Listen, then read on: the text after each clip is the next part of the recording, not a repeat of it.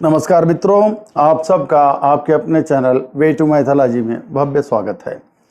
आज हम कोई छोटा मोटा विषय नहीं बल्कि एक महापुरुष की वीर गाथा लेकर आपके सामने हाजिर हुए हैं। जी हाँ साथियों, आज जैसा कि आप जानते हैं हिंदू कैलेंडर के अनुसार ज्येष्ठ मास शुक्ल पक्ष की तृतीय तिथि है।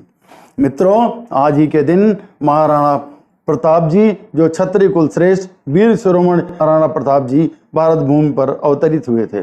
उनका जन्म तृतीय तिथि ज्येष्ठ मास शुक्ल पक्ष विक्रम संवत 1597 को मेवाड़ में हुआ था।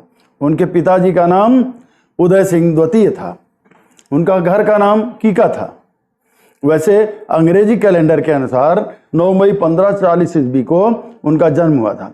इंग्लिश कैलेंडर के हिसाब से 9 मई के दिन सोशल मीडिया पर बहुत सारे संदेश आए महाराणा प्रताप की जयंती के उपलक्ष्य में, पर हम तो अंग्रेज नहीं मित्रों, हम सब क्या हैं? हम सब हिंदू हैं। हमारी अलग मैथोलॉजी है, हमारी अलग फिलॉसफी, हिंदू फिलॉसफी। हम वेदों, शास्त्रों, उपनिषदों, गीता, महाभारत पे चलने वाले हैं। इसलिए हम सारी तिथियों को हिंदू कैलेंडर के हिसाब, हिंदू पंचांग के हिसाब से मानते हैं। जब रामचंद्र जी पैदा हुए चैत्र नवरात्र की 9वीं तिथि को, तो उसको रामनवमी बोलते हैं। वो चाहे जिस भी इंग्लिश कैलेंडर के दिन पड़े, उससे हमारा कोई मतलब नहीं। हम चैत्र नवरात्र में चैत्र रामनवमी को ही मनाते हैं। इसी तरह भगवान कृष्ण जन्माष्टमी के दिन पैदा हुए, तो भादो मास के कृष्ण पक्ष में ही हम मनाते हैं। कैलेंडर से हमारा कोई लेना देना नहीं।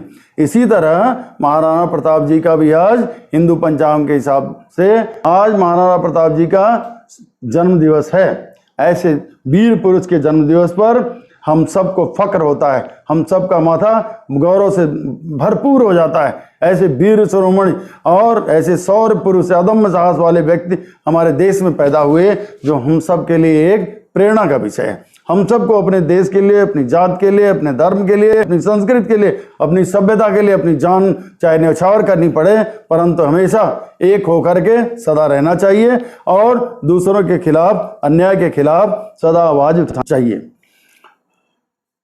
महाराणा जी का जन्म मेवाड़ के प्रसिद्ध क्षत्रिय परिवार में हुआ। उनके पिता का नाम उदय सिंह द्वितीय था। उन्हें भारतीय इतिहास में सबसे बलवान, कुशल व वीर क्षत्रिय के रूप में जाना जाता है।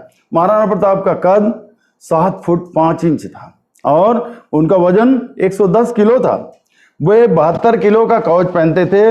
उनका जो भाला था उसका वजन 81 किलो था और 2 तलवारें और सारा कुछ लेकर के उनका कोई जो युद्ध के जो अपरेल्स थे, वो वॉरियर अपरेल और ढाल लेकर के 208 किलो हो जाते थे वजन। यानी खुद का 110 किलो वजन और 208 किलो अपरेल इसके ऊपर पहन के समझिए 318 किलो का व्यक्ति जो चलता था, इतना लंबा चौड़ा अदम्य साहस के साथ उसके सामने धरती हिल जाती है। वह सदा ऐसा करते थे। जितना उनके अंदर पौरुष था, बल पौरुष था, जितना उनके मनोबल ऊंचा था, उतनी उनकी धार्मिक बुद्धि भी थी। सदा महाराणा प्रताप जी 2 तलवार रखते थे, एक तलवार अपने लिए, दूसरी उस निहत्थे शत्रु के लिए। अगर मान लीजिए कोई शत्रु निहत्था मिल गया तो उसके ऊपर वार नहीं करते थे। ऐसे निहत्थे पर वार कभी नहीं किया उन्होंने, इसलिए दूसरी तलवार उसी मेक की, उसी डिजाइन की, उसी साइज की उसको दे देते थे शत्रु को, तब उससे युद्ध करते थे। सोचिए, धर्म की भावना उनके अंदर कूट कूट के भरी थी। तभी उन्होंने मुगलों की इतनी सशक्त सेना को भी अपने साधारण सैनिकों के साथ, साधारण सैनिक सज्जा के साथ 3 बार धूल चटाया। और हल्दी घाटी के युद्ध में भी अकबर की सेना को, मुगलों की सेना को उन्होंने जम के धूल चटाया। हल्दी घाटी के युद्ध में राणा प्रताप ने मुगल शत्रु बहलोल खान को उसके घोड़े सहित 2 टुकड़े कर दिया।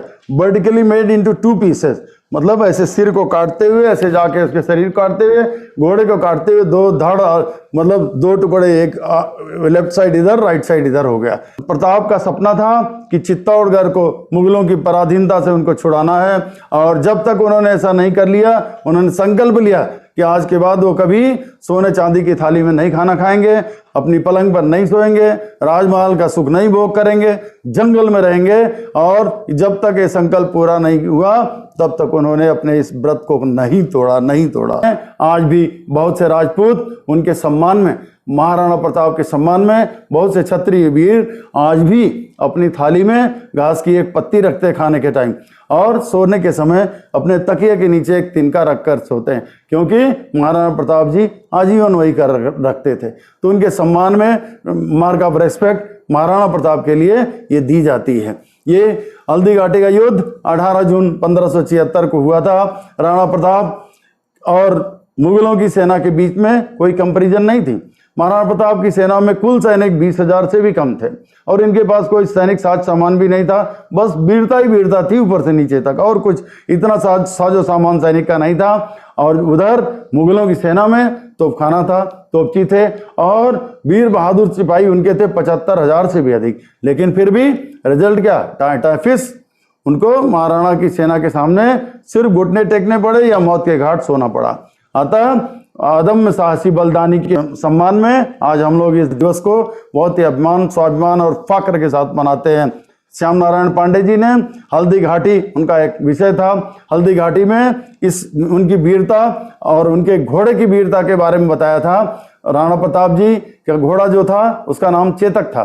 चेतक महावीर, महाबलशाली और बहुत ही बुद्धिमान घोड़ा था। राणा प्रताप की पुतली हिलते ही दूसरी साइड में मुड़ जाता था, जैसा ये चाहते थे ये इस पार ही सोते रह जाते थे, तब तक क्रॉस करके उधर कूद जाता था। राणा प्रताप के घोड़े के बारे में, चेतक के बारे में श्याम नारायण पांडे जी ने लिखा है अपनी रचना में, रणबीर चौकड़ी भर भर का चेतक बन गया निराला था, राणा प्रताप के घोड़े से पड़ गया हवा का पाला था। गिरता न कभी चेतक तन पर, गिरता न कभी चेतक तन पर राणा प्रताप का घोड़ा था, वह दौड़ रहा हरिमस्तक पर या आसमान पर घोड़ा था, वह दौड़ रहा हरिमस्तक पर या आसमान पर घोड़ा था, जो तनिक हवा से बागीली लेकर सवार उड़ जाता था, राणा की पुतली फिरी नहीं तब तक चेतक मुड़ जाता था, तब तक चेतक मुड़ जाता था। और इसी के साथ साथ उनके पास एक हाथी भी था जिसका नाम राम प्रसाद था। बड़ा वीर, बड़ा बुद्धिमान, जिस युद्ध में जाता था, जब सवारी करते थे महाराणा प्रताप, उनकी वीरता से वो परिचित था। कब क्या कैसा उसको सिग्नल देते थे और मार मार के सबका चिंगार मार मार के सारे शत्रुओं का नाश कर देता था। दो 3 हाथियों को तो ऐसे ऐसे मार देता था अपनी युद्ध कौशल से, वो हाथी इतना वीर था। और महाराणा प्रताप ने टुकड़े टुकड़े कर दिया उनके हाथियों को। बाद में अकबर ऐसा सोचा कि उस हाथी को किसी भी तरह से कैद करो, पूरी फौज को भेज दिया कि उसको चाहे किसी भी तरह से राम प्रसाद को पकड़ के लाओ। पहले 3 हाथियों का हार गए, 3 हाथी उसका कुछ नहीं कर पाए, उनका संहार कर दिया इनके हाथी ने और स्वयं राणा प्रताप ने। फिर उसने 7 हाथियों को भेजा, बलशाली और वीर हाथियों को, उनके महावतों ने मिल करके इनको घेर करके राम प्रसाद को ले जा करके कैद खाने में, और ये वहां पड़ा रहा। अकबर के जो महावत वगैरह थे उसको खाने के लिए पीने के लिए देते थे, लेकिन नहीं, राम प्रसाद हाथी ने कभी एक तिनका भी उनका नहीं खाया, एक दिन पानी नहीं पिया।